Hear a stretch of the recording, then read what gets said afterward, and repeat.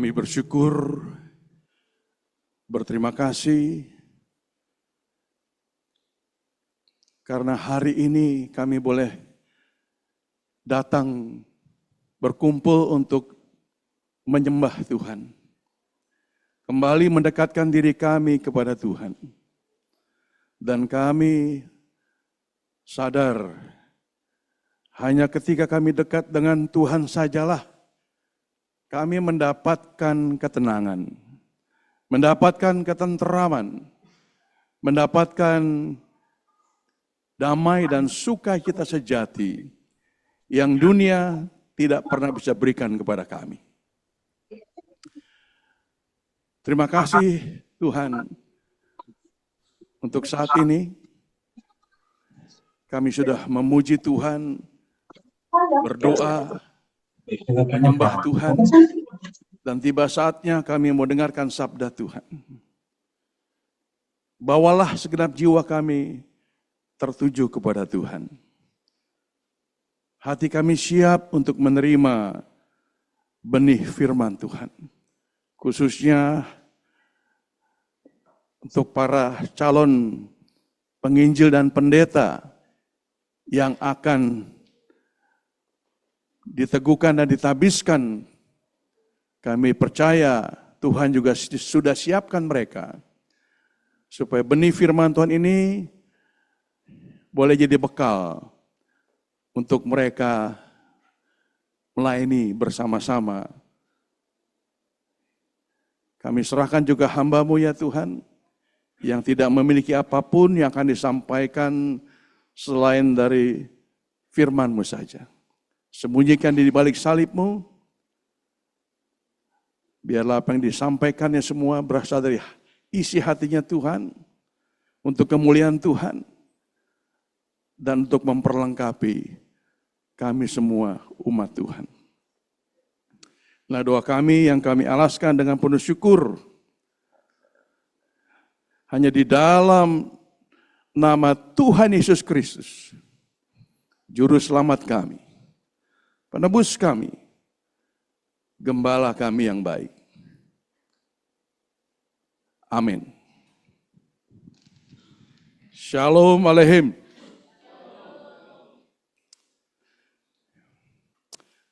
Puji Tuhan, kalau pada malam hari ini kita bisa bersama-sama berkumpul, bersekutu di rumah Tuhan, mendekatkan diri kepada Tuhan.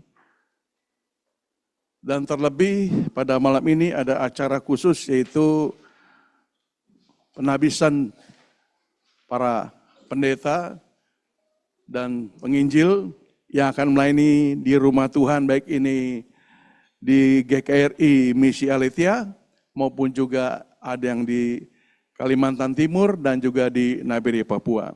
Sebelum itu saya diminta untuk menyampaikan firman Tuhan oleh Pak Ketum. Karena Pak Ketum ini ya biasanya yang khotbah. Tapi karena beliau kemarin katanya sudah khotbah di penabisan di GKRI Tamrin City, di mana beliau mengembalakan, jadi Pak Ketum minta saya untuk giliran menyampaikan firman Tuhan di GKRI Misi Aletheia ini. Tema yang diberikan kepada saya adalah Feed My Sheep. Feed My Sheep. Kalau dalam bahasa Indonesia, Alkitab kita menerjemahkannya adalah gembalakanlah domba-dombaku. Saya akan bacakan firman Tuhan juga terambil dari Yohanes pasal yang ke-21, ayat 15 sampai 17, kita akan membacanya silih berganti. Saya akan baca 15, kemudian sidang jemaat membaca ayat yang ke-16, dan ayat 17 kita akan baca bersama-sama. Ada di layar monitor? Oke. Sesudah sarapan, Yesus berkata kepada Simon Petrus, "Simon, anak Yohanes, apakah engkau mengasihi aku lebih daripada mereka ini? Jawab Petrus kepadanya, benar Tuhan, engkau tahu bahwa aku mengasihi engkau. Kata Yesus kepadanya, gembalakanlah domba-dombaku. Ayat 16, silakan.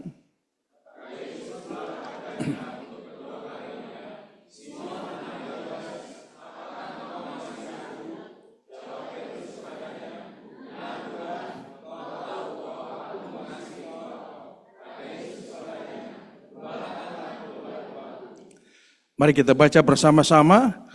Kata Yesus kepadanya untuk ketiga kalinya, Simon anak Yohanes, apakah engkau mengasihi aku? Maka sedih hati Petrus karena Yesus berkata untuk ketiga kalinya, apakah engkau mengasihi aku? Dan ia berkata kepadanya, Tuhan, engkau tahu segala sesuatu. Engkau tahu bahwa aku mengasihi engkau. Yesus kepadanya, gembalakanlah domba-dombaku.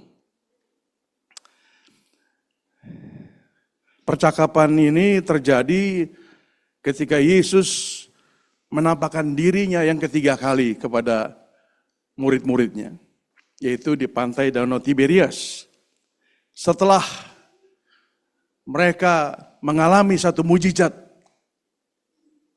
yang memulihkan iman mereka, kemudian setelah mereka itu sampai di pantai, Yesus sudah menyediakan makanan buat mereka. Kemudian Yesus katakan kepada Petrus, ya, untuk dia bersama-sama. Dan terjadilah percakapan ini.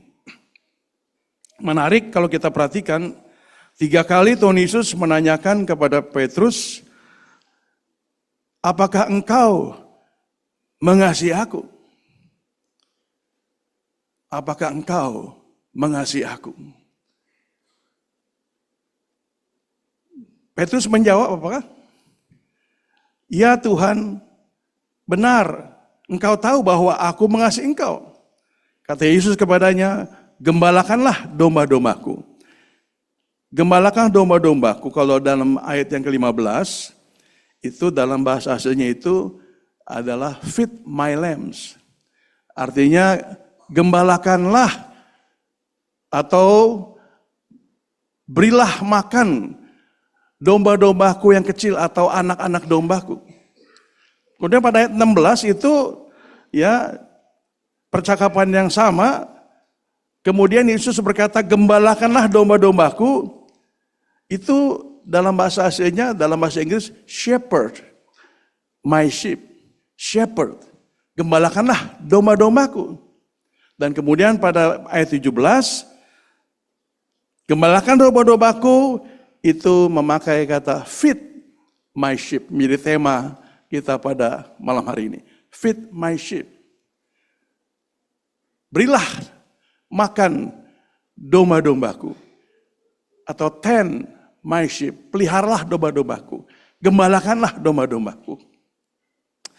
Bapak Ibu Saudara yang kasih Tuhan,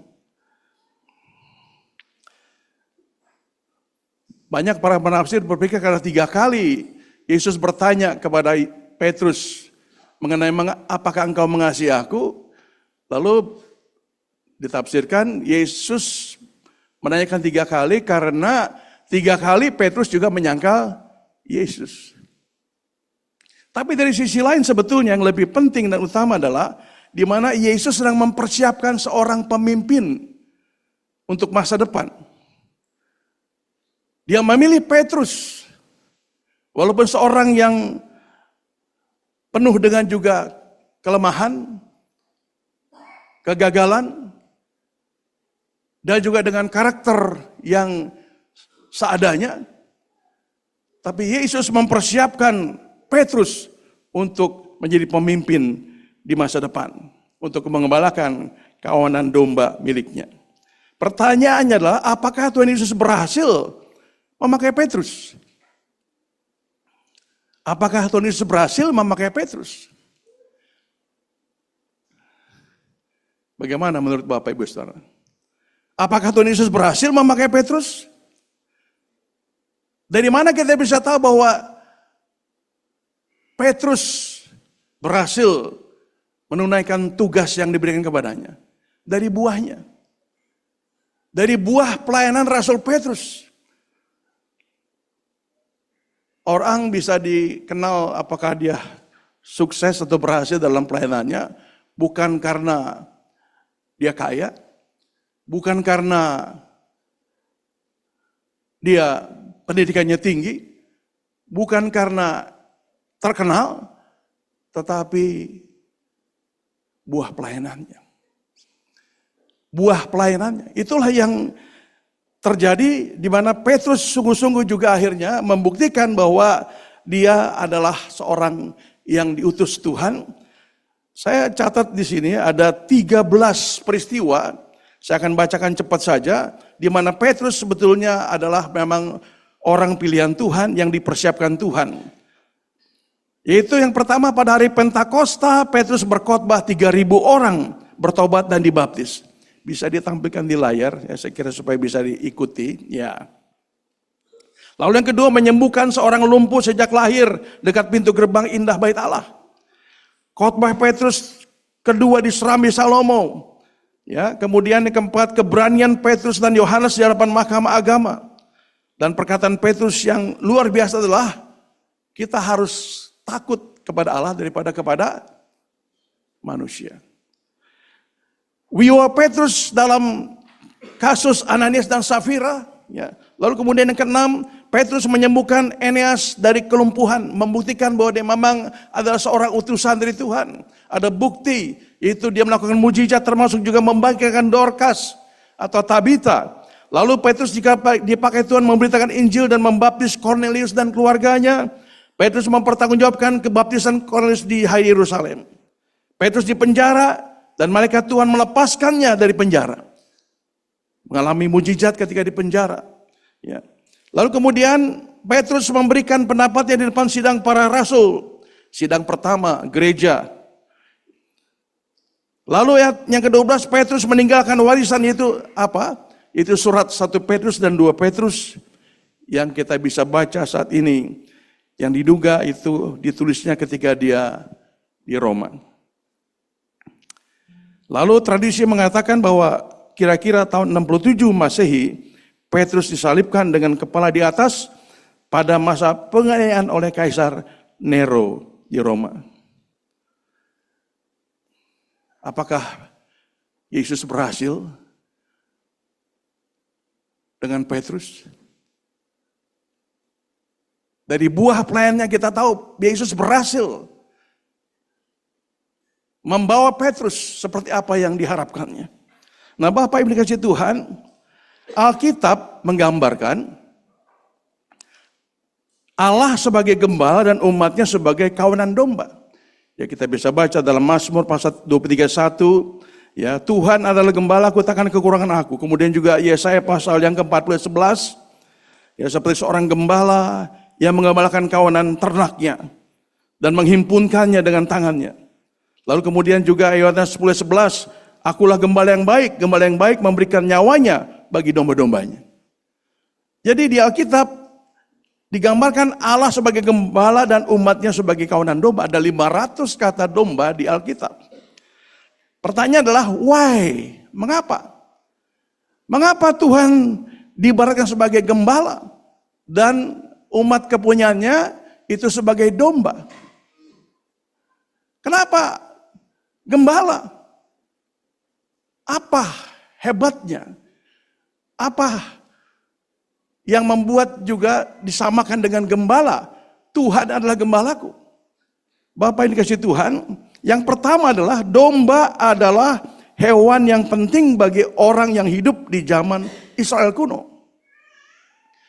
Yang kedua, gembala dan domba memiliki hubungan yang unik sehingga dipakai sebagai simbol relasi untuk Tuhan dengan umatnya.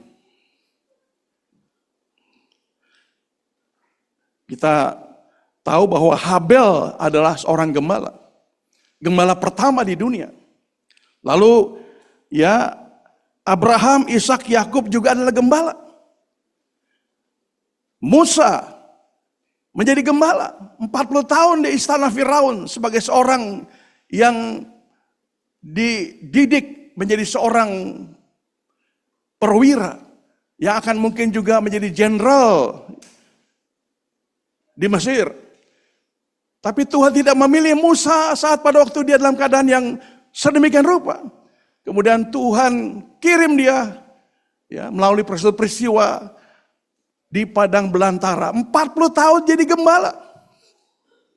Musa pernah jadi gembala 40 tahun. Sebelum dia dipanggil Tuhan untuk membawa bangsa Israel keluar dari Mesir.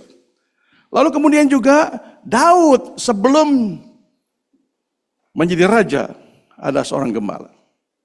Jadi kita lihat bahwa antara gembala dan domba itu memang betul-betul menjadi gambaran yang sangat unik dan spesial di Alkitab.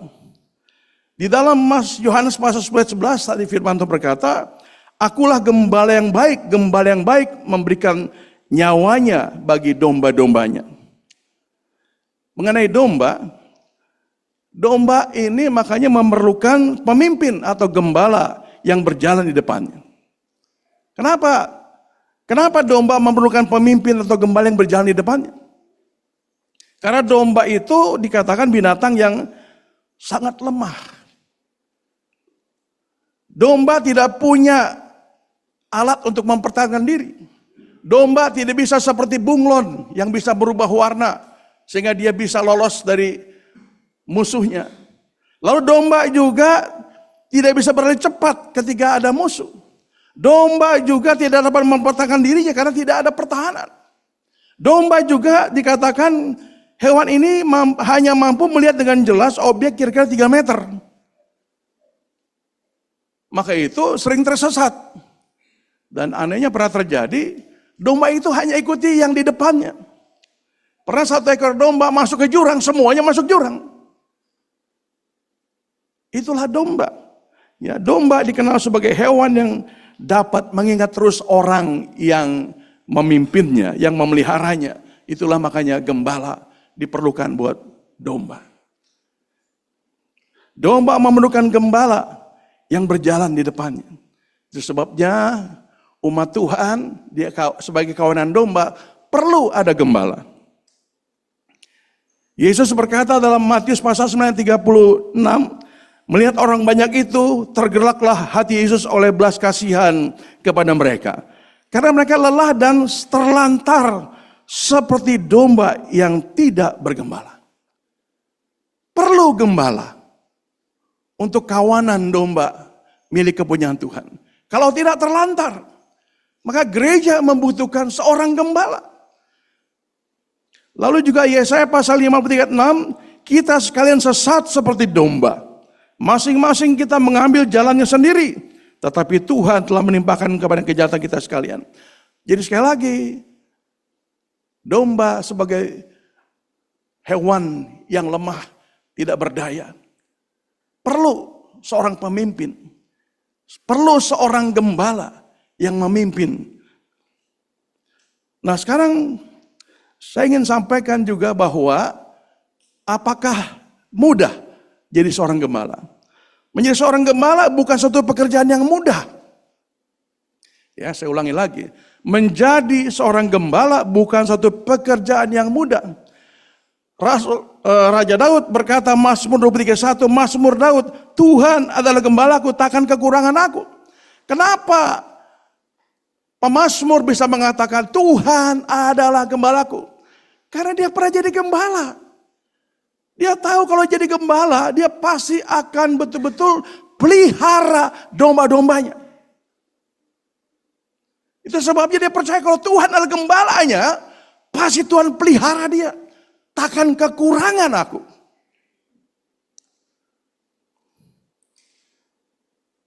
Pekerjaan gembala itu bukan pekerjaan yang mudah. Pada waktu di Alkitab. Bukan, jangan pikir bahwa gembala domba itu bisa menemukan padang rumput begitu gampang. Gembala harus berjalan, bahkan sampai berminggu-minggu, berbulan-bulan meninggalkan keluarganya untuk menggiring domba-domba yang menemukan rumput. Dan rumput itu bukan padang rumput yang hijau seperti kita menggambarkan dalam pikiran kita. Diberikannya aku di padang rumput. Bukan padang rumput yang kita lihat misalnya ada di Selandia Baru atau di Inggris yang betul-betul padang rumput hijau. Itu mungkin sejumput rumput di sini, sejumput rumput di sana. Jadi makanya gembala harus pergi terus membawa domba-dombanya untuk mendapatkan rumput untuk makanan dan air. Nggak gampang dapat air di padang gurun. Nggak gampang. Maka itu gembala harus kerja keras lagi. Membuat lubang-lubang atau sumur-sumur buatan. Ketika hujan turun, air itu akan masuk ke dalam sumur-sumur itu. Sehingga akhirnya domba-domba bisa minum. Dan juga kadang-kadang harus bertarung melawan binatang buas. Serigala, singa, beruang. Nah makanya Daud berani berkata, Tuhan adalah gembalaku. Karena dia percaya kalau Daud juga pernah mengalami dia melindungi domba dari cengkeraman singa dan beruang. Ketika dia menghadapi Goliat, dia berkata kepada Raja Saul, singa, beruang, aku sudah kalahkan karena Tuhan memberikan kemenangan kepadaku. Tentu juga Tuhan pasti berikan kemenangan kepadaku melawan raksasa Goliat ini. Jadi sebagai gembala dia mengalami harus bertarung kadang-kadang dengan binatang buas. Makanya pemazmur katakan Tuhan adalah gembalaku, takkan kekurangan aku. Dan pekerjaan sebagai gembala di Alkitab katakan sebagai karunia. Maka enggak sembarangan.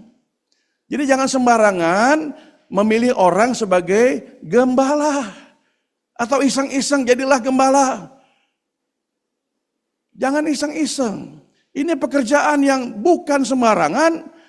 Ya, kalau jadi pengkhotbah gampang. Ya. Gampang habis khotbah selesai. Gembala harus urus domba-dombanya. Pelihara. Tidak mudah. Ya, di sini sudah ada gembala-gembala kan. Ya, ini calon gembala semuanya. Tidak mudah. Dan tidak akan pernah jadi mudah. Itu karunia. Makanya itu kalau bukan karunia gembala, jangan jadi gembala. Ya, sekali lagi saya katakan. Kalau tidak punya karunia jadi gembala, tinggalkan. Mungkin jadi pengkhotbah atau pengajar di sekolah teologi. Atau jadi apa saja, mungkin misionaris. Ya. Tapi gembala itu kata firman Tuhan makanya dalam Efesus pasal 4 ayat 11. Dan ialah yang memberikan baik rasul-rasul maupun nabi-nabi, baik pemberita-pemberita Injil maupun gembala-gembala dan pengajar-pengajar. Jadi Tuhanlah yang memberikan. Jadi itu karunia. Pemberian dari Tuhan, karisma. Karunia jabatan, karunia pelayanan sebagai rasul, sebagai nabi, sebagai pemberita Injil, sebagai gembala, sebagai pengajar. Itu karunia dari Tuhan. Nggak bisa digantikan, nggak bisa saya menjadi gembala. Kalau bukan karunia, saudara akan gagal. Ada pendeta besar, ya, tapi nggak punya jemaat. Ada pendeta populer, tapi nggak ada jemaat. Kok heran begitu kan? Kenapa bisa begitu? Karena nggak mudah jadi gembala. Walaupun sedikit, tapi itu juga tidak mudah. Nah, maka itu, ya, Yesus berkata kepada Petrus, yang juga jadi judul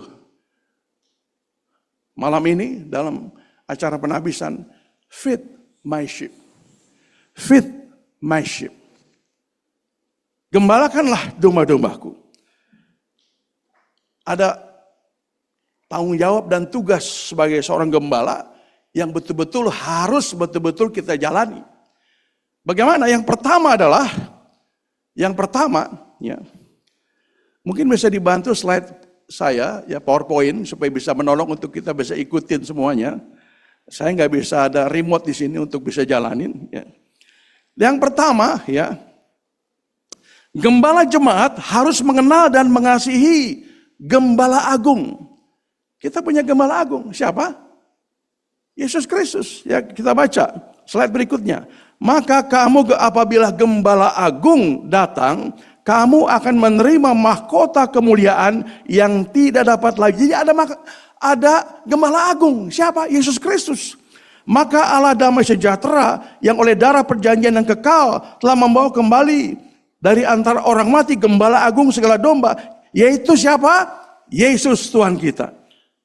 Nah, setiap orang yang mau jadi gembala harus mengenal dan mengasihi gembala agung.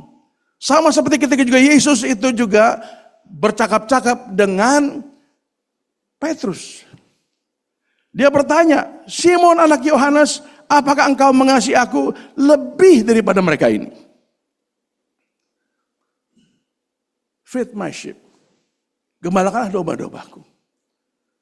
Simon anak Yohanes, apakah engkau mengasihi aku lebih daripada mereka ini? Saya membayangkan seandainya saya di situ seperti Rasul Petrus. Ditanya sebegitu rupa sampai 3 kali. Saya juga pasti tidak tahan. Sekarang saya tanya sekarang. Pak Hericin, Yesus bertanya, apakah engkau mengasihi aku daripada mereka itu?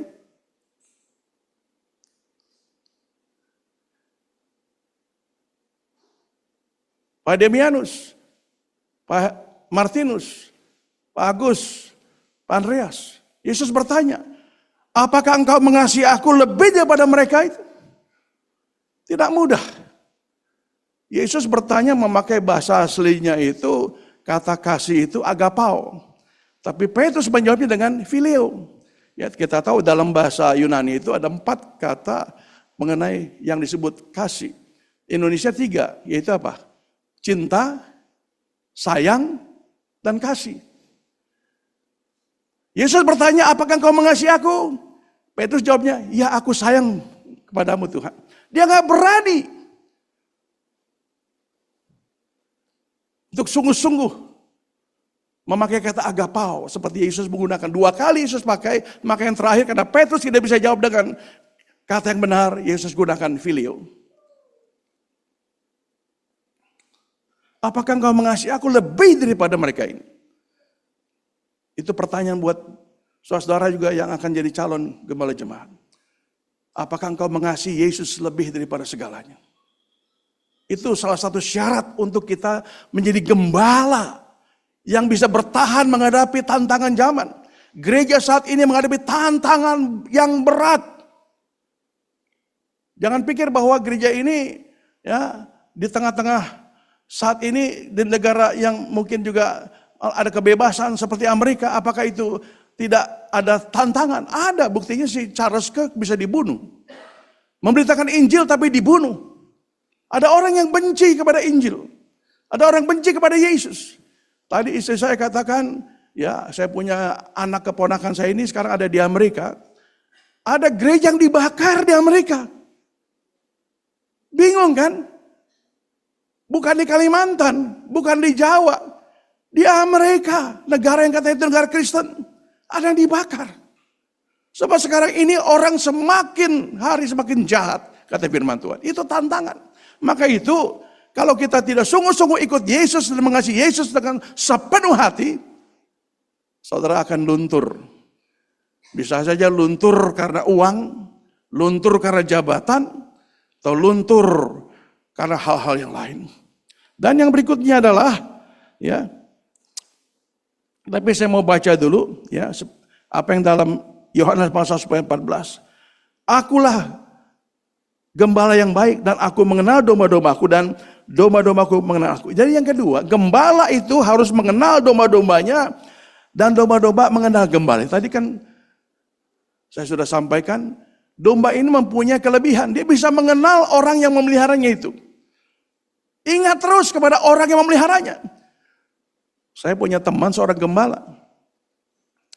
Ya, saya kan pernah sekolah di Inggris, itu kampus saya itu 176 hektar, itu sebagian besar itu adalah gembala, tempat domba dan sapi. Dan saya punya teman sekelas dulu, orang Irlandia namanya Ray Carson, dia gembala sejati. Waktu ketika saya juga pernah datang lagi ke Inggris, kemudian dia kasih tahu, betul nggak ini apa kata Tuhan Yesus mengenai bahwa gembala itu mengenal domba-domba, domba mengenal gembalanya. Diajak saya ke pinggiran lapangan, dia bilang coba panggil tuh domba-domba. Saya panggil Nggak ada yang satu pun yang maju. Tapi ketika dia panggil pakai suara dia, domba pada datang semuanya. Itu terjadi. Itu terjadi. Sampai sekarang. Jadi domba itu mengenal gembalanya. Kalau gembala juga betul-betul ya memperhatikan domba-dombanya.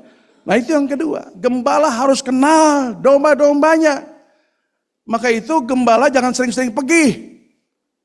Amin. Kalau sering-sering pergi bagaimana bisa kenal dombanya, ya kan? Malah kadang-kadang juga ada gembala yang nggak tahu rumah jemaatnya. Tuh jemaat pada ketawa semuanya. Ternyata betul gitu kan. Ada gembala yang nggak tahu rumah jemaatnya. Saya terus terang terkesan dengan pendeta Suciono, Boksu Suciono. Luar biasa saya kata. Dia betul-betul gembala. Ya. Dia tahu nama anak saya satu persatu semuanya. Bukan cuma saya, yang lain juga dia tahu. Dia bisa sebut apa kabar dengan ya disebut nama anak saya. Apa kabarnya Rahel, apa kabar Ian? Dalam hati saya ingat dia. Ya kan? Coba. Ya. Bisa nggak kita seperti itu? Itulah gembala. Ya. Yang memperhatikan domba-dombanya, kenal domba-dombanya. Lalu kemudian juga mengembalakan dan memimpin kawanan domba dengan penuh kasih dan pengabdian. Mengembalakan dan memimpin kawanan domba dengan penuh kasih dan pengabdian. 1 Petrus pasal 5 ayat 2. Gembalakanlah kawanan domba Allah yang ada padamu, jangan dengan paksa, tetapi dengan sukarela, sesuai dengan kehendak Allah, dan jangan karena mau mencari keuntungan, tetapi dengan pengabdian diri. Siap jadi gembala? Pak Hericin, Pak Demianus, Pak Martinus, Pak Agus, Pak Andreas, siap jadi gembala? Tidak mudah, ya. Melayani jangan dengan paksa, bukan dengan kekerasan. Bukan karena kita ini seperti itu punya kedudukan sebagai gembala itu orang harus takut sama kita, hormat sama kita. Kita pelayan. Nah, sekarang ini bisa terbalik. Seorang yang jadi gembala karena banyak orang simpati, jadi dihormati, akhirnya dia jadi gila hormat. Karena gila hormat, jadi sombong. Karena sombong, dia nggak lagi pedulikan orang lain. Hanya peduli kepada orang yang hormat dan perhatian kepada dia. Lalu dikatakan, jangan karena mau mencari keuntungan. Sangat mudah untuk jadi pemimpin cari keuntungan. Sangat mudah. Pemimpin perampok aja bisa dihormati, ya kan? Preman-preman itu punya pemimpin, banyak pengikutnya. Karena memang mudah sebagai seorang pemimpin itu karena punya pengaruh, membuat orang itu semuanya itu tunduk kepada dia dan dia cari keuntungan. Banyak kritik kepada gereja saat ini, terutama kepada para pendeta. Cari keuntungan. Ya. Saya percaya calon gembala di sini semuanya orang-orang yang penuh pengabdian. Dan harus begitu. Terus begitu. Bukan cari keuntungan, bukan cari popularitas. Dan penuh pengabdian diri. Lalu yang berikutnya, mengembalakan bukan memerintah, tetapi menjadi teladan. Ya 1 Petrus pasal 5 ayat 3. Jadi Rasul Petrus ya yang pernah mengalami kegagalan, pernah mengalami juga seorang yang bertumbuk dengan rasa bersalah, tapi setelah Yesus pulihkan, dia menjadi seorang yang betul-betul jadi teladan untuk para pemimpin yang lain. Lalu dikatakan begini, janganlah kamu berbuat seolah-olah kamu mau memerintah atas mereka yang dipercayakan kepadamu, tapi hendaklah kamu menjadi teladan bagi kawanan domba itu. Saya pernah lihat ada seorang gembala, ya, main perintah, itu ya, Hei, sedih ya? Waduh, dalam hati saya, waktu saya lihat ini saya sedih. Habis tintar jemaatnya, benar habis jemaatnya. Bukan main perintah, jadi teladan. Berikan contoh. Kerjain ya itu ya. Itu tuh ya. Masa begitu jadi gembala? Nggak cocok lah yang begitu. Ya kan? Terus terang, saya sedih kalau ada orang yang jadi gembala seperti itu. Ya. Lalu berikutnya, rela dan berani berkorban untuk menyelamatkan domba-dombanya. Yohanes 10:11, akulah gembala yang baik memberikan nyawanya bagi domba-dombanya. Lalu kemudian Yohanes pasal 10 ayat 12-13, karena ada gembala palsu. Ya, ada gembala palsu, sedangkan seorang gembala upahan bukan gembala, dan yang bukan pemilik domba-domba itu sendiri, ketika melihat serigala datang, meninggalkan domba-domba itu, lalu lari. Sehingga serigala itu menerkam dan mencerai-beraikan domba-domba itu. Lalu ia lari karena ia seorang upahan dan tidak memperhatikan domba-domba itu. Inilah yang namanya gembala upahan. Bukan gembala sejati. Kalau gembala sejati dia akan terus bersama domba-dombanya. Ya. Yesus kata, akulah pintu. Sebab yang namanya itu domba di padang gurun nggak punya kandang seperti misalnya kandang-kandang domba yang ada kita mungkin di sini. Harus buat itu kandang dari batu-batu ditumpuk. Pintu satu-satunya lah gembala itu yang ada di situ. Keluar masuk domba itu hanya melalui gembala. Akulah pintu. Lalu kemudian juga kalau ada binatang buas apapun, dia harus berusaha bagaimana ya mengusirnya. Tapi kalau gembala upahan, dia kabur, kata firman Tuhan. Maka itu ya di dalam Mazmur pasal 23 dikatakan ya, ia menuntun aku di jalan yang benar oleh karena namanya, reputasi sebagai seorang gembala. Di Israel kalau seorang gembala itu meninggalkan domba-dombanya dan juga tidak ada, bisa ada domba yang hilang tapi nggak ketemu. Ini ada domba hilang nggak ketemu, dia nggak cari, reputasinya hilang sebagai seorang gembala. Maka itu Yesus memberikan perumpamaan. Siapakah di antara kamu yang mempunyai 100 ekor domba dan jikalau ia kehilangan seekor di antaranya, tidak meninggalkan yang 99 ekor di padang gurun dan pergi mencari yang sesat sampai ia menemukannya? Karena dia tahu kalau tidak ditemukan, reputasi sebagai gembala hilang. Dia jadi gembala upahan. Tidak peduli kepada domba-dombanya. Dia harus cari. Maka itu, Bapak Ibu, calon gembala yang sudah jadi gembala, ya, mari kita melayani dengan kasih. Memang ada peraturan gereja mungkin, ada juga mungkin disiplin, tapi dengan kasih semuanya. Ya, jangan sampai orang akhirnya udah dimenangkan jiwanya, salah sedikit, kemudian dikucilkan. Saya mau cerita. Ya. Suatu ketika ada seorang bapak dibawa istrinya masuk ke gereja. Sudah lama istrinya berdoa supaya dia bisa ke gereja. Ketika ke gereja, dia lupa matikan handphonenya. Handphonenya ada yang telepon berdering. Pendeta lagi khotbah. Waduh, langsung pendeta itu, dia marahin itu orang yang handphonenya berdering, bapak itu. Setelah selesai ibadah, semua majelis penatua menyalahkan dia. Nunjuk-nunjuk dia. Waduh, dia sangat-sangat kecewa. Kenapa saya mengalami seperti dia, merasa bersalah benar. Bersalah. Malamnya karena gak bisa tidur, dia pergi ke bar. Di bar dia minum. Waktu dia minum, karena mungkin sedikit mabuk, gelasnya jatuh. Perang, semua orang ngeliatin. Tapi gak ada satu orang pun yang ngomelin dia. Malah banyak yang bantu. Lalu kemudian pelayan bar juga ngepelin itu, dan juga yang manajer bar bilang, gak apa-apa, semua orang gak bisa punya salah. Kadang-kadang kita juga begitu. Ini saya ambilin minuman yang baru.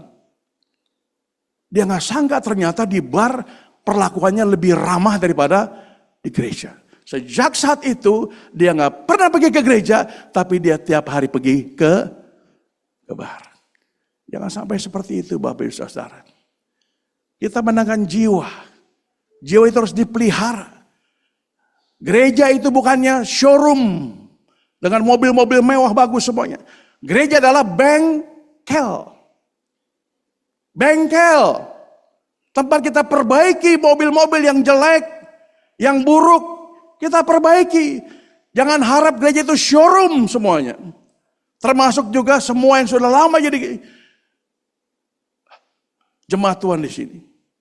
Kita semua masih perlu diperbaharui terus-menerus. Ikut Tuhan itu tidak mudah. Menjadi Kristen mudah. Anggota gereja dibaptis, jadi anggota gereja, jadi orang Kristen. Tapi hidup jadi orang Kristen tidak akan pernah jadi mudah. Kita bukan berada ya di playground, tempat bermain. Jadi orang Kristen kita ada di battleground, medan laga, berperang, melawan keinginan nafsu kita, melawan kuasa-kuasa gelap si iblis yang mencobai kita. Berperang, itulah hidup orang Kristen. Jadi makanya kita sebagai gembala harus tidak mau berjuang juga untuk mempertahankan domba-domba kita supaya jangan sampai dimakan serigala. Banyak serigala berbulu domba juga masuk gereja. Nah, Bapak Ibu dikasih Tuhan, saya sudah sampaikan pesan firman Tuhan ini kepada para calon hamba Tuhan yang jadi pendeta. Saya berani berkata begini, saya sudah 42 tahun jadi hamba Tuhan. Ya, jadi saya sudah 42 tahun mengalami jadi hamba Tuhan, jadi gembala. Jadi makanya apa yang saya sampaikan ini adalah karena dari dasar hati saya. Saya rindu juga gembala-gembala GKRI semuanya gembala-gembala yang sungguh-sungguh memuliakan Tuhan. Yang membawa kerajaan Allah makin diluaskan. Tidak peduli gerejanya itu buruk bangunannya. Tidak peduli berapa besar jemaatnya. Tapi yang penting kita punya dedikasi sebagai seorang gembala yang tidak mudah kita ini bergeser dari pengharapan kita, menukar kemuliaan dari Tuhan hanya hal-hal yang sementara. Akhirnya feed my sheep. Feed my sheep. Feed my sheep. Gembalakanlah domba-dombaku. Kita harus semakin mengenal Gembala Agung Yesus Kristus. Semakin mengasihi Dia. Menjadi gembala sejati, bukan gembala upahan.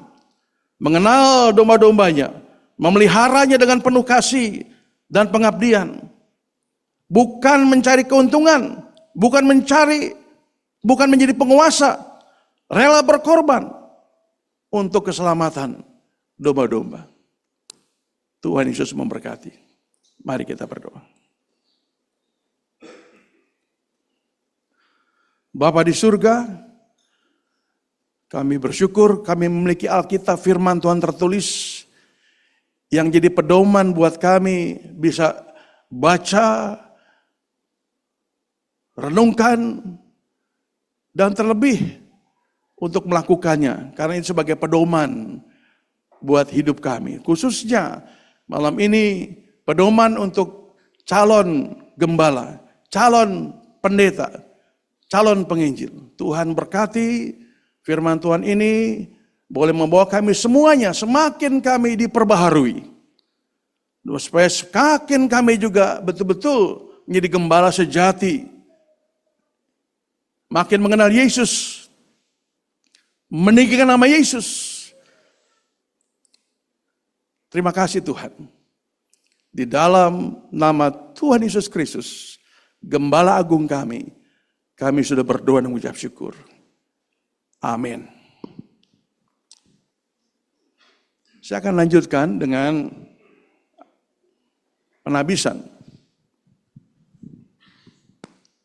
Sebelum penabisan, akan dibacakan dulu surat keputusan dari Majelis Pusat Sinode.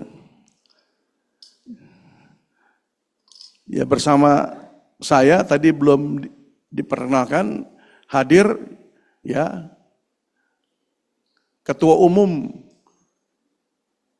Sinode GKRI, Pendeta Dr. Martin Hareva yang akan menhabiskan nanti.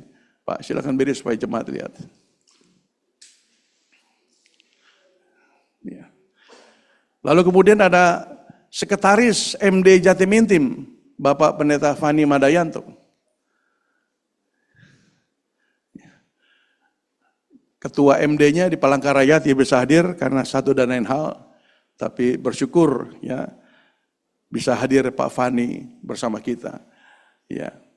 Dan nanti pada waktu dipanggil saya bacakan SK, silakan nanti maju ke depan. Pertama-tama kita mau habiskan penginjil.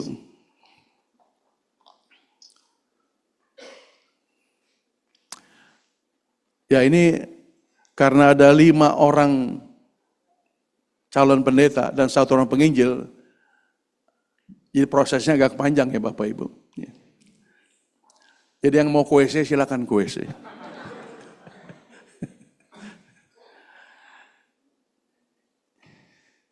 Surat keputusan Majelis Pusat Sinode Gereja Kristus Raman Indonesia.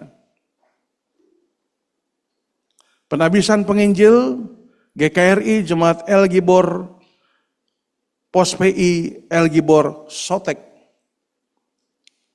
Dengan kasih dan karunia Tuhan Yesus Kristus Kepala Gereja memperhatikan poin 1 surat permohonan GKRI Jemaat El Gibor Bandung nomor 02 dan seterusnya tanggal 18 Agustus perihal permohonan rekomendasi penabisan penginjil.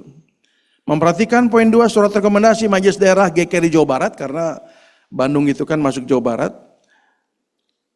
Nomor 036/MD dan seterusnya tanggal 27 Agustus 2025 perihal rekomendasi penabisan untuk menjadi penginjil.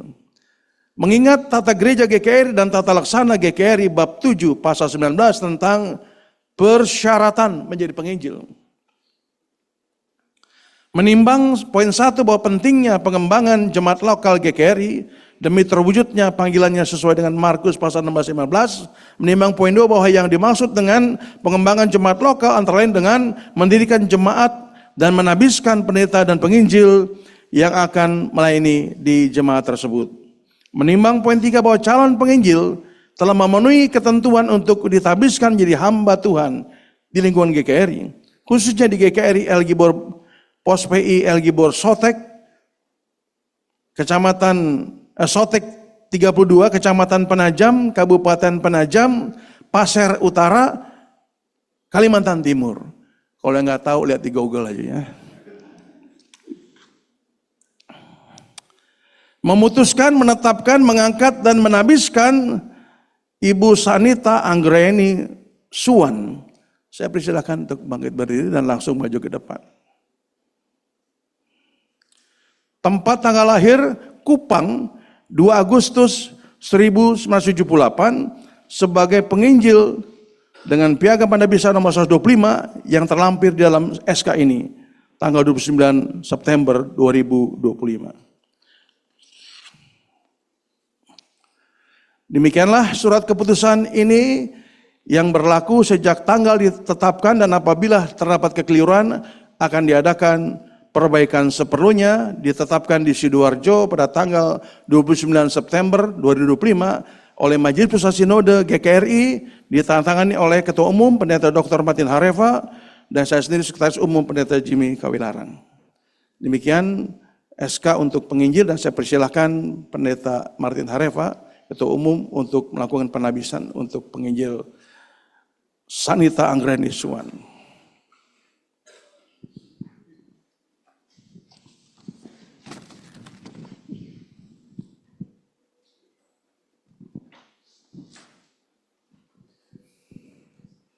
Terima kasih untuk Bapak Pendeta Jimmy Kawilarang sebagai Sekretaris Umum Sinode GKRI yang sudah menyampaikan firman Tuhan buat kita semua dan juga membacakan SK.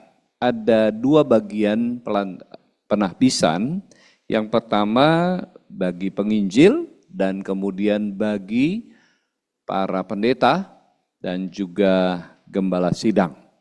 Bapak Ibu Saudara yang dikasihi Tuhan, bersyukur ini adalah hari yang istimewa bagi GKRI Aletheia Surabaya dan juga GKRI El Gibor di Bandung.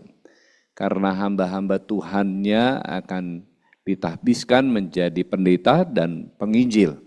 Terima kasih untuk GKRI Aletheia yang menjadi tuan rumah dari kita semua dalam pelaksanaan ini. Khususnya juga buat teman-teman yang dari El Gibor, dari Nabire dan juga Kalimantan Timur, sehingga bisa ikut di dalam penahbisan bergabung di tempat ini. Nah, saya akan membacakan dasar firman Tuhan dari penahbisan sebagai penginjil, dan ini juga nantinya sama dengan dasar dari penahbisan bagi pendeta.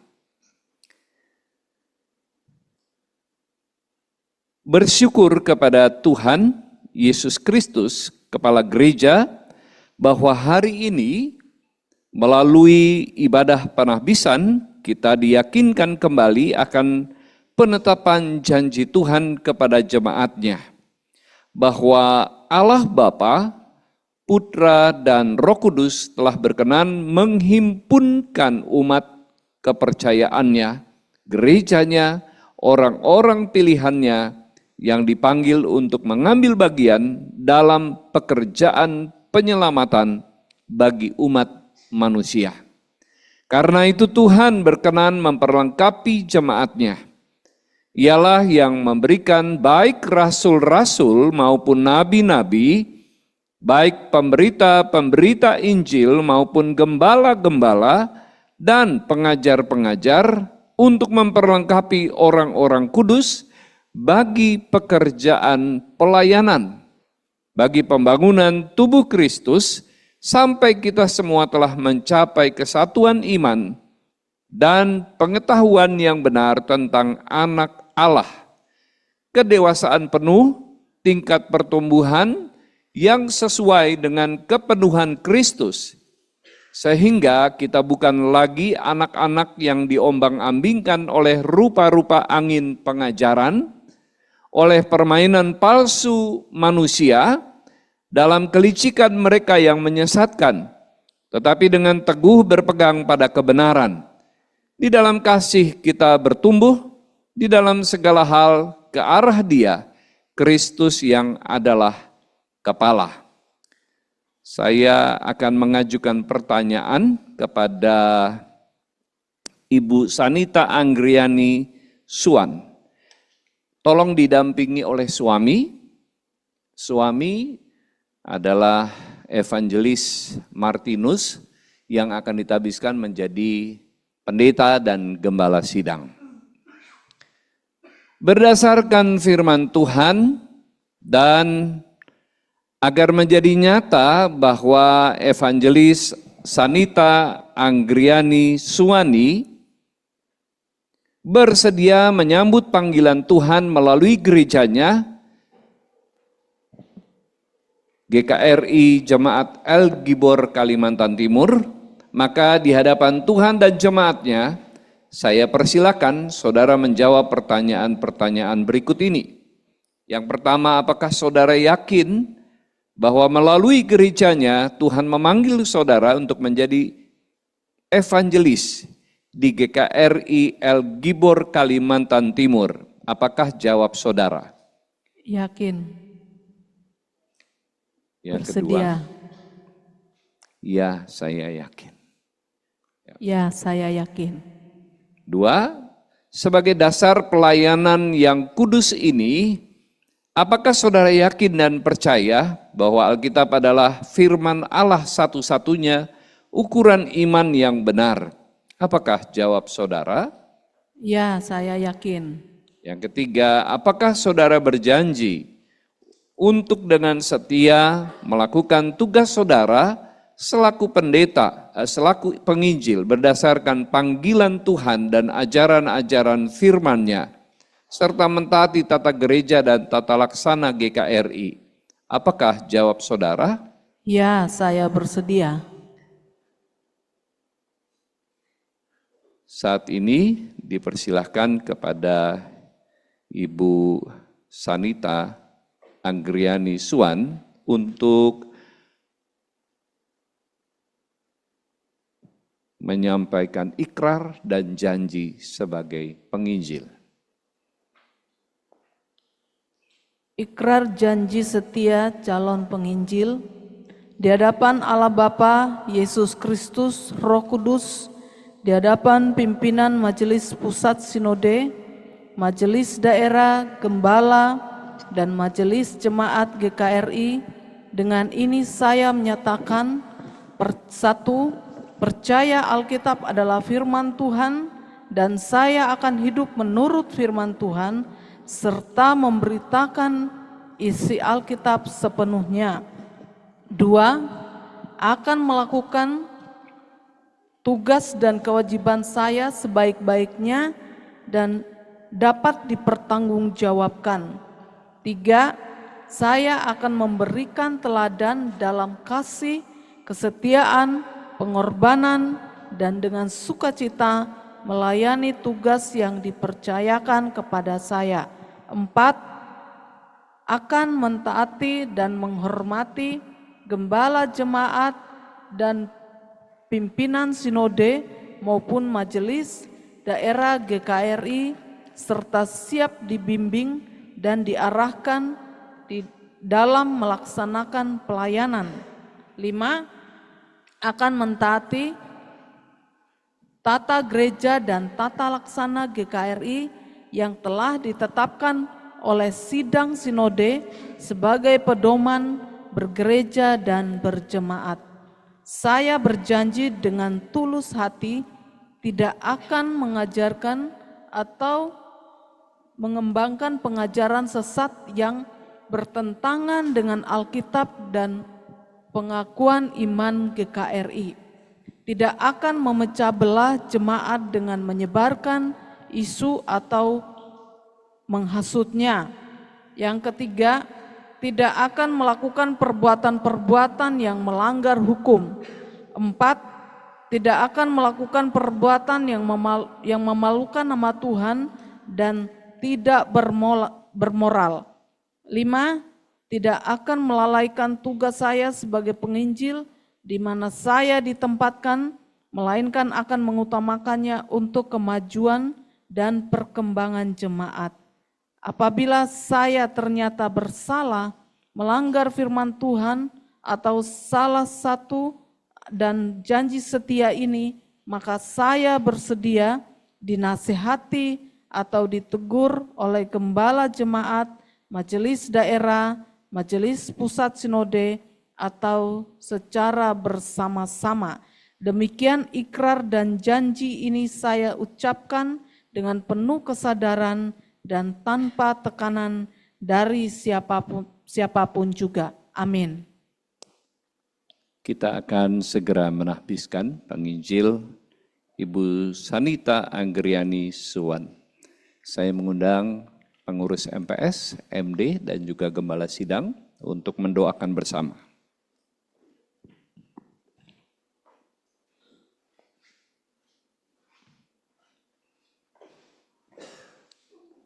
Ya, Ibu silakan berlutut. Ya, mari.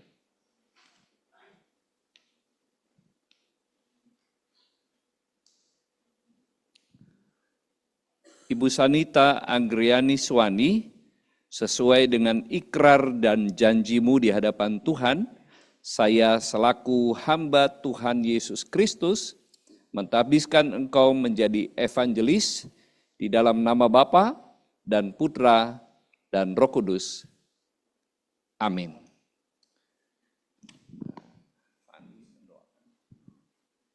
Mari kita berdoa. Terpujilah Engkau ya Tuhan, kami mengucap syukur kepadamu karena malam hari ini berlutut di hadapan Tuhan, di hadapan jemaat hamba-Mu yang setia, Ibu Sanita Anggriani Suwan. Terima kasih karena hari ini dia diteguhkan, dilantik, ditabiskan sebagai penginjil di lingkungan GKRI. Dan kami bersyukur ya Tuhan karena kami percaya bahwa panggilan-Mu nyata buat dia. berikan dia kekuatan, berikan dia kesanggupan untuk mengerjakan panggilan pelayanan bersama dengan suami, menggembalakan jemaat Tuhan yang Tuhan percayakan. Engkau yang topang, Engkau yang perlengkapi dia. Tambah-tambahkan roh hikmat bijaksana, tambah-tambahkan karunia yang dia perlukan untuk melayani Tuhan, sehingga dia mengerjakan semuanya dengan baik. Untuk kemuliaan nama Tuhan, melalui hamba-Mu akan banyak orang yang diselamatkan. Terpujilah Engkau Tuhan, kami berdoa dalam nama Tuhan Yesus. Haleluya. Amin.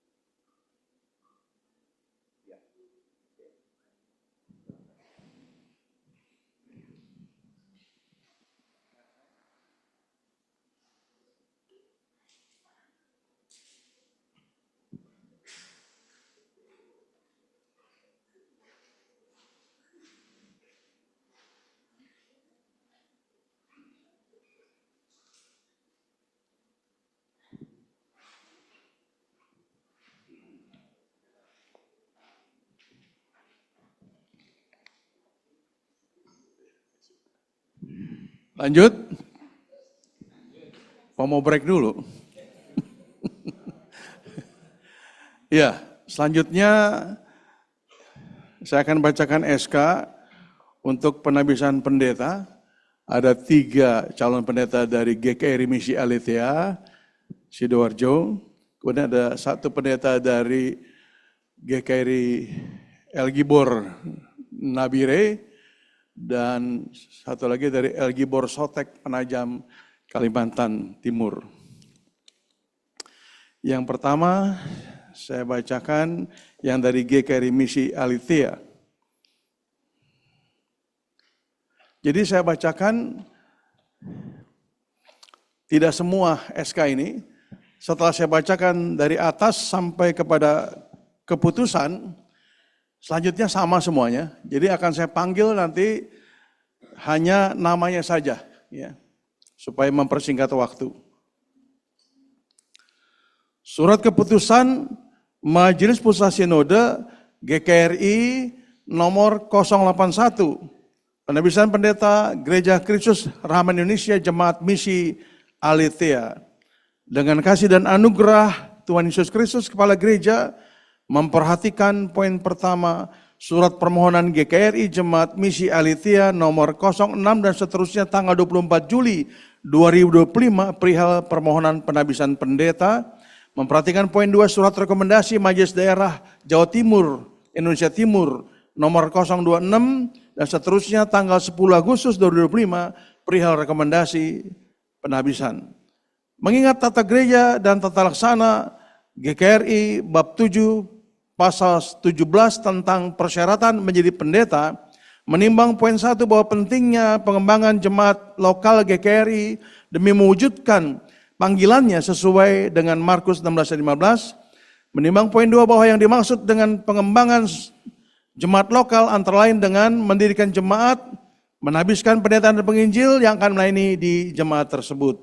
Menimbang poin 3 bahwa calon pendeta telah memenuhi ketentuan untuk ditabiskan menjadi hamba Tuhan di lingkungan GKRI, khususnya di GKRI Misi Aletheia, Taman Ruko, Bung Rasi, Blok A8, A10, Waru, Sidoarjo. Memutuskan, menetapkan, mengangkat dan menabiskan Evangelis Harry Chin, Master of Theology. Silakan langsung maju ke muka. Tanggal lahir Sungai Duri, tempat tanggal lahir Sungai Duri 24 Mei 1990 sebagai pendeta dengan piagam penabisan nomor 087 tanggal 29 September 2025. Majelis Pusat Sinode selanjutnya memutuskan, menetapkan, mengangkat dan menabiskan Evangelis Agus Wahyudi, Sarjana Teologi, tempat tanggal lahir Blitar 19 Agustus 1978 sebagai pendeta dengan piagam penabisan nomor 088 dan seterusnya tanggal 29 September 2025. Yang ketiga, Majelis Pusat Sinode memutuskan, menetapkan, mengangkat dan menabiskan Evangelis Andreas Sujatmiko, Magister of Divinity, tempat tanggal lahir Tulung Agung 22 Maret 1969 sebagai pendeta dengan piagam penabisan nomor 089 dan seterusnya tanggal 29 September 2025.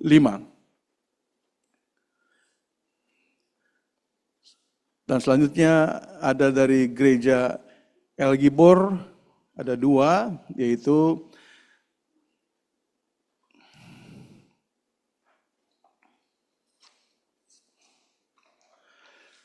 Majelis Pusat Sinode memutuskan, menetapkan, mengangkat dan menabiskan Evangelis Martinus Bartolomeus Senggono, Sarjana Teologi, lahir di Surabaya 3 Maret 1973 sebagai pendeta dan sekaligus sebagai gembala jemaat GKRI Jemaat El Gibor Sotek, Kecamatan Penajam, Kabupaten Penajam, Pasir Utara, Kalimantan Timur, dengan piagam penabisan nomor 090 dan seterusnya tanggal 29 September 2025.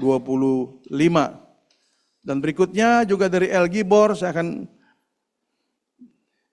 panggil, dan dengan ini Majelis Pusat Sinode memutuskan, menetapkan, menabiskan Evangelis Demianus Oyaito, Sarjana Teologi, lahir di Kantung Milena 21 Oktober 1979 sebagai pendeta dan sekaligus gembala jemaat GKRI Jemaat El Gibor Nabire, SP2 jalur 1 Blok A, ujung aspal, kayaknya nggak jauh dari sini. Jalan Sentot Prawiro Dirjo, ya itu kan Jalan Sentot Prawiro Dirjo, ya kan. Kecamatan Kalisemen, Kabupaten Nabire Barat, dan seterusnya, ya, dengan surat penabisan nomor 091 tanggal 29 September 2025. Demikianlah surat keputusan ini yang berlaku sejak tanggal ditetapkan, dan apabila terdapat kekeliruan akan diadakan perbaikan seperlunya. Ditetapkan di Sidoarjo pada tanggal 29 September 2025 oleh Majelis Pusat Sinode GKRI, ditandatangani oleh Pendeta Dr. Martin Harepa sebagai Ketua Umum dan saya sendiri sebagai Sekretaris Umum Pendeta Jimmy Kawilarang. Saya serahkan kepada Pak Ketum untuk melakukan penabisan.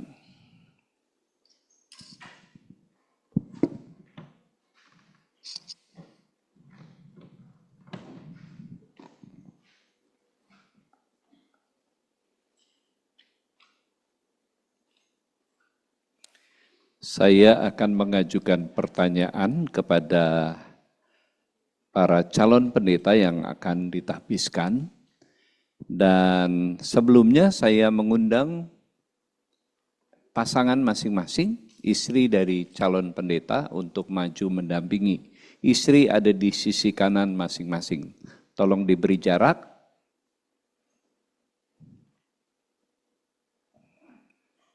Ya, perhatikan baik-baik, jangan salah.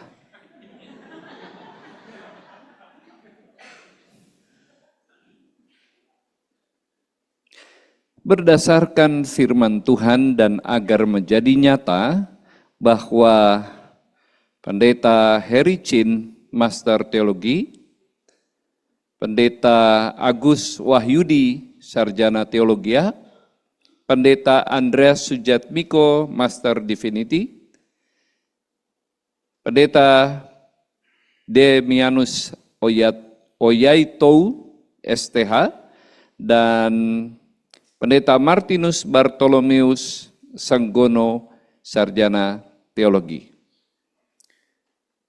Saudara-saudara yang disebutkan namanya bersedia menyambut panggilan Tuhan melalui gerejanya masing-masing, maka di hadapan Tuhan dan jemaat, saya persilakan saudara menjawab pertanyaan-pertanyaan berikut ini. Yang pertama, apakah saudara yakin bahwa melalui gerejanya Tuhan memanggil saudara untuk menjadi pendeta di GKRI Jemaat Misi Aletheia Surabaya dan Tulung Agung, dan GKRI El Gibor Nabire dan Kaltim? Apakah jawab saudara? Yang kedua, sebagai dasar pelayanan yang kudus ini, apakah saudara yakin dan percaya bahwa Alkitab adalah firman Allah satu-satunya ukuran iman yang benar? Apakah jawab saudara? Yang ketiga, apakah saudara berjanji untuk dengan setia melakukan tugas saudara selaku pendeta berdasarkan panggilan Tuhan dan ajaran-ajaran firman-Nya, serta mentaati tata gereja dan tata laksana GKRI? Apakah jawab saudara? Pertanyaan kepada para istri calon pendeta, ibu-ibu yang dikasihi Tuhan. Selaku istri calon pendeta, berdasarkan firman Tuhan, istri adalah penolong suami dan ia harus bersikap hormat dan tunduk kepada suami sebagai kepala keluarga. Dan engkau harus mengasihi suamimu sebagaimana Kristus mengasihi gerejanya. Dan sekarang suamimu dipanggil Tuhan menjadi seorang pendeta. Apakah ibu-ibu berjanji di hadapan Tuhan dan sidang jemaatnya merestui dan bersedia mendukung pelayanan suami yang akan ditahbiskan sebagai pendeta supaya ia dapat melaksanakan tugas dan tanggung jawabnya dengan baik? Apakah jawab ibu-ibu? Saya mengundang pengurus MPS, MD dan juga gembala sidang untuk bersama-sama mendoakan para calon pendeta. Dan jemaat Tuhan, saya undang untuk bangkit berdiri, untuk bersama-sama berdoa, dan para calon pendeta untuk berlutut.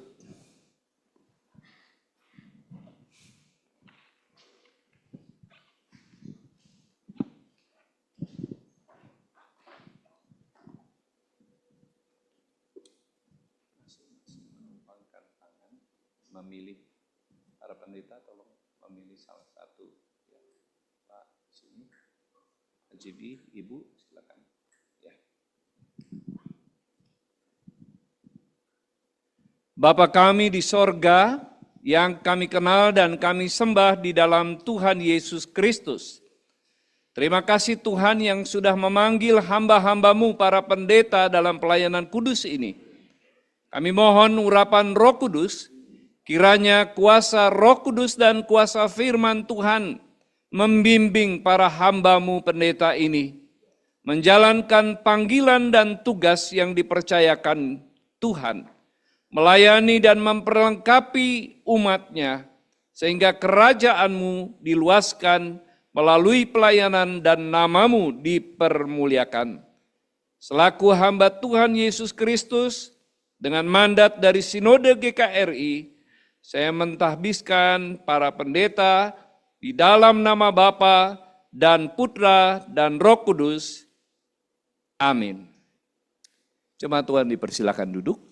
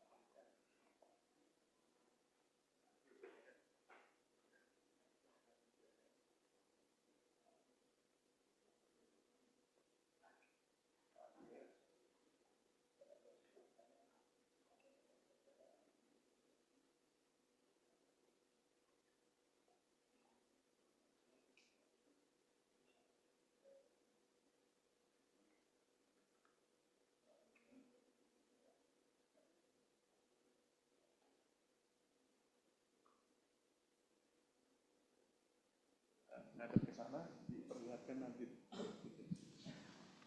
Ya. Bentar, selain. Sini, Pak. Langsung kita foto. Berarti kita foto dulu ya. Oke. Kita di atas saja naik. Pengurus MPS, MD dan juga gembala sidang naik di atas. Para hamba Tuhan yang ditahbiskan di bawah.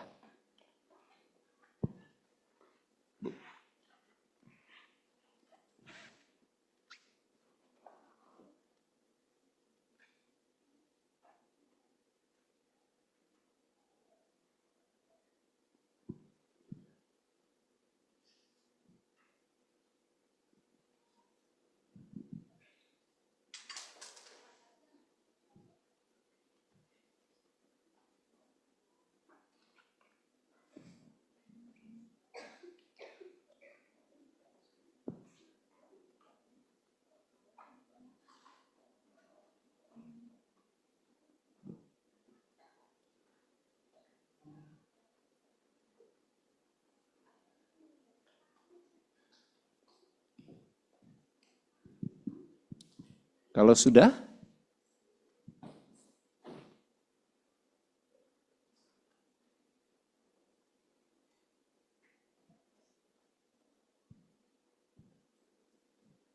ya, baik. Saat ini di hadapan Bapak Ibu Saudara sekalian, saya selaku Majelis Pusat Sinode akan memberikan nasihat kepada pendeta dan jemaat dan harap jemaat merespon dan mengikuti.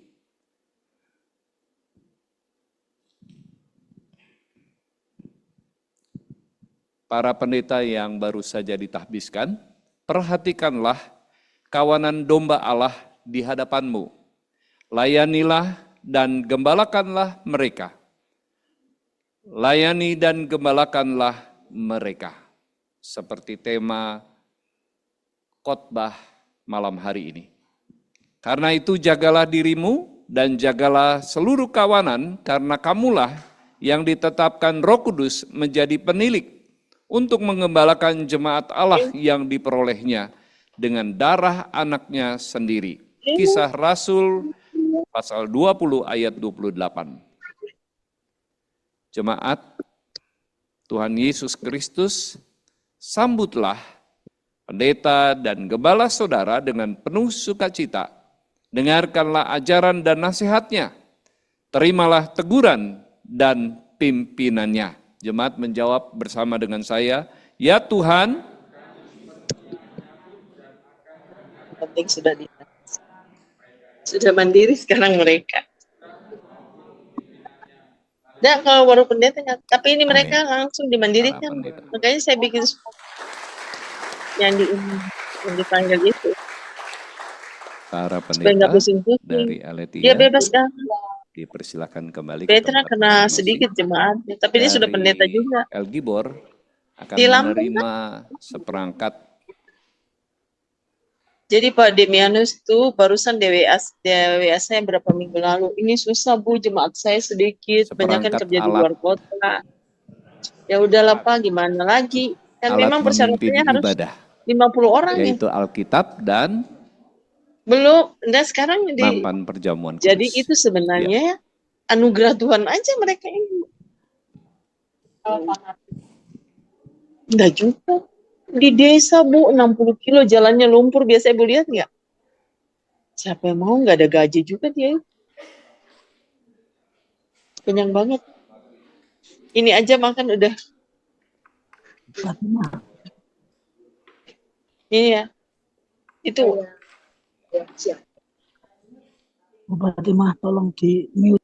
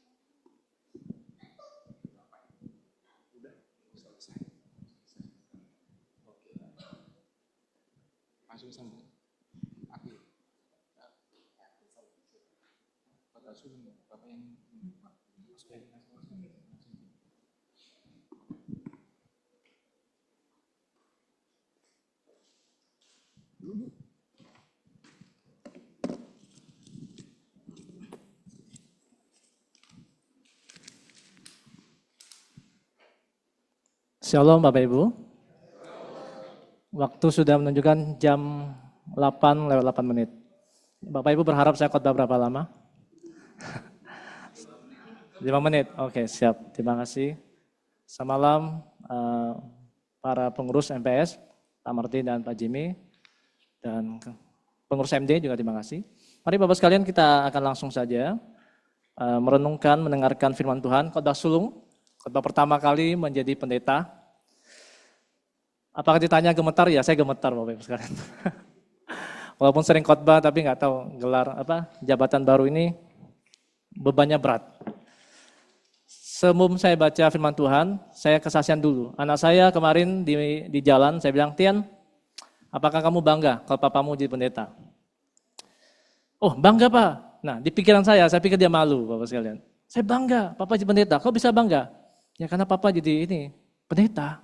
Pendeta itu bagi saya, kata Tian, bangga sekali. Wah saya bilang, puji Tuhan. Nah Bapak sekalian, hari ini kita akan melihat khotbah yang tadi Pak Jimmy sudah sampaikan. Saya tidak menambahin, tidak mengurangi Pak. Teksnya sama tapi saya ada teks lain. Yaitu feed my sheep tadi sama. Saya akan mulai dengan ada dua hal Bapak sekalian tentang percakapan Petrus dan Tuhan Yesus. Bapak perhatian ketika Yesus bertanya 3 kali apakah engkau mengasihi aku? Petrus menjawab aku mengasihi engkau. Kemudian perintah Yesus ada, gembalakanlah domba-dombaku. Yang saya akan melihat ada dua hal Bapak sekalian. Tentang mengasihi Tuhan. Yang kedua, cara mengembalakan domba-dombanya. Kenapa Tuhan Yesus tidak bertanya kepada Petrus, apakah engkau siap? Apakah engkau mampu? Apakah engkau layak menjadi pendeta atau jadi gembala? Yesus tidak bertanya, apakah engkau siap? Tapi Yesus bertanya, apakah engkau mengasihi aku? Nah Bapak sekalian, tahu enggak Petrus itu berubah karena apa? Petrus berubah karena kasih Tuhan. Karena kasih Yesus terlebih dahulu menyentuh hatinya. Makanya dia sekarang dia bilang, aku mau mengasihi engkau. Tanpa kasih Tuhan, seseorang nggak bisa berubah sebenarnya. Nah, yang pertama, bagaimana mengasihi Tuhan? Saya tertarik dengan dengan hukum yang terutama dalam Markus pasal 12 ayat 30. Kita akan bacakan Markus 12 ayat 30. kasihlah Tuhan Allahmu dengan segenap hatimu, segenap jiwamu, segenap akal budimu, dan segenap kekuatanmu. Nah Bapak sekalian, ayat ini mengatakan bahwa kita harus mengasihi Tuhan dengan totalitas. Saya kutip dari pernyataan Hollinger, Dennis Hollinger, dalam bukunya, ada tiga kata penting. Head, heart, and hands. Yaitu kepala, hati, dan tangan. Artinya apa? Kepala berbicara tentang pengenalan kita, pemahaman akan benar tentang gembala baik, tadi Pak Jimmy sudah sampaikan. Hati berbicara tentang kerinduan kita untuk mengasihi dan mengenal Tuhan. Yang ketiga, hands, yaitu kita berbicara tentang tindakan nyata.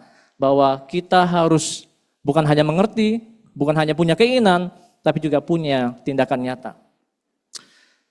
Tiga hal ini saudara, Bapak sekalian, ada tiga hal yang tidak bisa dipisahkan, semua harus dilakukan bersama-sama. Yesus tidak pernah mengatakan bahwa kasihlah Tuhan akal budimu 50%, Tuhan Yesus tidak mengatakan mengasihilah Tuhan dan kekuatanmu hanya 10%, tapi semua kata yang sama, segenap, segenap, dan segenap. Dalam dunia sekarang, terutama gereja-gereja Bapak sekalian, banyak gereja-gereja cenderung ada begini, menekankan satu aspek saja, yang lain dihiraukan. Atau satu aspek jauh lebih besar daripada aspek yang lain. Sehingga iman kita menjadi tidak seimbang. Misalnya, sebagian dari kita memiliki iman yang intelektual, yang penuh, misalnya yang sangat luar biasa. Tetapi tindakan nyatanya tidak ada. Ada juga orang yang punya semangat pelayanan, tapi pemahaman tentang kebenaran juga tidak ada. Dan semua itu tidak bisa begitu saudara. Nah karena itu saya mengutip dari perkataan dari sebuah buku, yaitu pemahaman yang benar, ortodoksi, melahirkan hati yang benar, yaitu ortopati. Dan diwujudkan dalam tindakan yang benar, ortopraksi. Dan semuanya berujung pada doksologi, yaitu kemuliaan Tuhan. Saya ulangi sekali lagi, bahwa pemahaman yang benar, mengasihi Tuhan dan akal budi, itu ada ortodoksi, harus melahirkan hati yang benar, yaitu ortopati. Dan hati yang benar akan diwujudkan dengan tindakan yang benar, yaitu ortopraksi. Dan semua itu akan mendatangkan kemuliaan Allah, yaitu doksologi. Bapak sekalian, ada contoh-contoh Alkitab. Orang yang hanya memahami, hanya punya hati, tapi tidak punya tindakan. Yakobus bilang, orang ini menipu diri sendiri. Dia bodoh, kata ucapan Yesus. Dia mendengar firman, mengerti firman, tapi tidak melakukan firman. Itu adalah bodoh. Kemudian, yang kedua, ada orang yang hatinya ada, pikirannya ada, dia mengenal Tuhan, dia melakukan semua itu, tapi tidak didasari dengan kasih, Bapak sekalian. Itu adalah munafik. Misalnya Matius pasal 15:8 dikatakan, memuliakan aku dengan bibirnya, padahal hatinya jauh daripadaku. Atau yang ketiga, dia punya hati, dia melakukan itu semua, tapi tanpa pengenalan doktrin yang tepat. Itu disebut dengan apa? Pelanggaran, atau disebut dengan apa? Penyerewangan. Misalnya kita lihat di Keluaran pasal 32, di mana saat itu orang Israel membuat patung lembu emas, mereka bilang kami mau menyembah Tuhan. Tepat tujuannya untuk menyembah Tuhan. Tapi dengan pengenalan yang kurang tepat, dengan doktrin yang salah, maka dia melakukan hal itu dengan dasar yang salah. Maka tiga hal itu, head, heart, dan hands, tiga semua itu harus seimbang. Tidak boleh ada yang dihilangkan, Bapak sekalian. Dan kemudian saya tutup, bagaimana mengembalakan domba? Ketika Yesus berkata, apa kau mengasihi aku? Petrus bilang, aku mengasihi engkau, gembalakanlah domba-dombaku. Pertanyaannya, bagaimana caranya? Saya teringat perkataan Yesus ketika dia mau naik ke surga, yaitu amanat agung, Bapak sekalian. Amanat agung, saya melihat ada satu kata penting, yaitu apa? Memuridkan. Cara mengembangkan jemaat adalah memuridkan. Nah, kata utama dalam Matius pasal 28 ayat 16 sampai 20, Bapak bisa perhatikan. Kata utama kata kerja adalah memuridkan. Jadikanlah murid. Kemudian gimana cara menjadikan murid? Ada tiga kata situ. Ada apa? Mengajar, membaptis. Dan sebenarnya semua itu karena melayani, Bapak sekalian. Saya tutup dengan begini, cepat ya, karena sudah ini. Sebenarnya panjang, tapi karena Pak Ketua sama Pak Sekretaris sudah melotot gitu, maaf. Saya akan stop dengan begini. Bahwa dalam service, dalam pelayanan Bapak sekalian, pertanyaan adalah, sebenarnya gembala itu pendeta seperti kami ini yang dilantik, pemimpin yang melayani, atau pelayan yang memimpin? Saya ulangi sekali lagi. Kami adalah pemimpin yang melayani atau pelayan yang memimpin? Yang mana Bapak sekalian? Dua-duanya benar. Ini paradoks. Yesus Kristus tidak pernah memisahkan antara pemimpin dan pelayan. Semua pendeta adalah pemimpin, sekaligus juga pelayan. Maka ketika kemarin ditanya sama Pak Gembala, Pendeta Rionat dan Bu Devi kumpul sama Pak Agus. Apakah sudah siap jadi pendeta? Saya bilang, sebenarnya hati saya getar, saya bilang. Kenapa? Karena semenjak nanti sudah sah jadi pendeta, maka saya harus siap menjadi hamba, pelayan. Apakah sekarang saya jadi pendeta, saya masih mau mengangkat galon, pasang galon? Bapak sekarang ini tantangan, saudara. Banyak hamba Tuhan yang Pak Jimmy bilang tadi, nggak mau melayani, karena merasa pemimpin. Padahal pendeta itu adalah pemimpin yang melayani, sekaligus pelayan yang memimpin. Ya, saya kutip dari Profesor Sensenjaya dalam bukunya Leadership Reform mengatakan, bahwa sebenarnya orang yang mengerti Injil, dia semakin ingin menjadi hamba Tuhan, menjadi hambanya Kristus, juga menjadi hamba orang percaya. Sekalian. Jadi banyak hamba Tuhan hanya berani bilang, saya menjadi hambanya Tuhan. Tapi ketika di hadapan jemaat, saya pemimpin jemaat. Saya tidak mau menjadi hamba jemaat. Padahal Yesus bilang, hamba Tuhan juga hambanya jemaat. Artinya kita siap melayani. Dan terakhir Bapak sekalian, tentang misi. Amanat agung, mengapa disebut amanat agung? Ada yang tahu Bapak Ibu? Kenapa disebut amanat agung? Karena satu, yang menyampaikan adalah Sang Agung, Gembala yang Agung kata Pak Jimmy. Kemudian isinya, pesannya itu agung, ya apa? Memuridkan. Murid itu adalah tindakan, pengasuhan, pembimbingan, proses seumur hidup, bukan hanya satu langkah. Kemudian dia katakan apa? Mengapa disebut amanat agung? Karena jangkauannya agung, yaitu menjangkau seluruh dunia ini.